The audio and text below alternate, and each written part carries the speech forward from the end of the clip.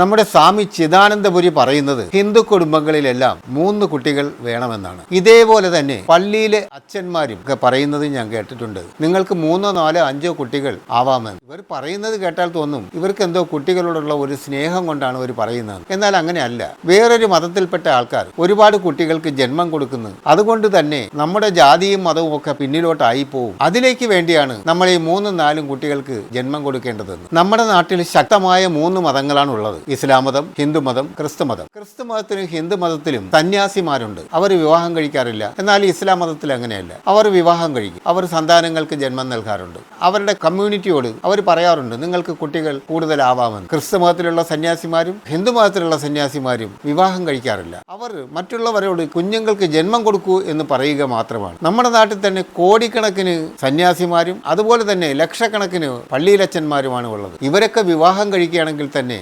എന്തുമാത്രം കുഞ്ഞുങ്ങൾ ഉണ്ടാവും? ഇവർക്ക് അതിനൊന്നും വയ്യ. ഇവർക്ക് ഇങ്ങനെ സുഖിച്ച് ജീവിക്കണം. മറ്റുള്ളവർ ഒരുപാട് കുഞ്ഞുങ്ങൾക്ക് ജന്മം കൊടുത്ത് ആ കുഞ്ഞുങ്ങളെല്ലാം അമ്പലത്തിലും പള്ളിയിലും ഒക്കെ വന്ന് പ്രാർത്ഥിച്ച് അവിടെ കാണിക്കയിടുകയും ചെയ്തു കഴിഞ്ഞാൽ ആ പണം കൊണ്ട് ഇവർ സുഖമായിട്ട് ജീവിക്കും. ഞങ്ങൾ 4, 5 കുട്ടികൾക്ക് ജന്മം കൊടുക്കാം. നിങ്ങൾ 2 കുട്ടികളുടെ ഉത്തരവാദിത്തം ഏറ്റെടുക്കുമോ? 2 കുഞ്ഞുങ്ങൾക്ക് അവരുടെ പഠനം, ആഹാരം, വസ്ത്രം, പാർപ്പിടം, ഇതിനെല്ലാമുള്ള സൗകര്യങ്ങൾ നിങ്ങൾ ഉണ്ടാക്കി കൊടുക്കാൻ നിങ്ങൾക്ക് കഴിയുമോ? കഴിയുമെങ്കിൽ നിങ്ങൾ നിർദ്ദേശിക്കൂ. 4, 5 കുട്ടികൾ ഉണ്ടാക്കാം.